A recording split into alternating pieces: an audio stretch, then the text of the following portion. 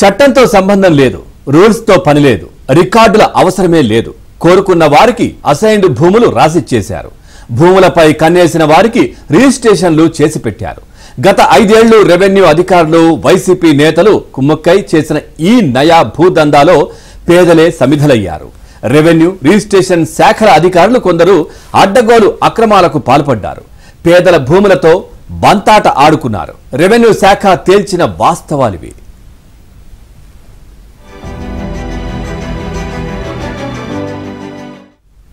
Madanapalle sub collector కార్యాలయాన్ని YCP నేతలు తగలబెట్టించిన నేపథ్యంలో అసలు అసైన్డ్ భూముల్లో ఏం జరుగుతుందో తెలుసుకునేందుకు సర్కార్ 6 జిల్లాల పరిధిలోని 6 మండలాల్లో అసైన్డ్ భూములకు హక్కులు కల్పించడం, వాటికి జరిపిన రిజిస్ట్రేషన్లపై సమగ్ర విచారణ చేయించింది.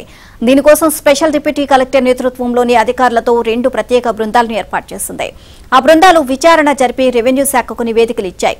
ఆ నివేదికలను రెవెన్యూ శాఖ క్రోడీకరించి ప్రభుత్వానికి నివేదిక అందజేసింది.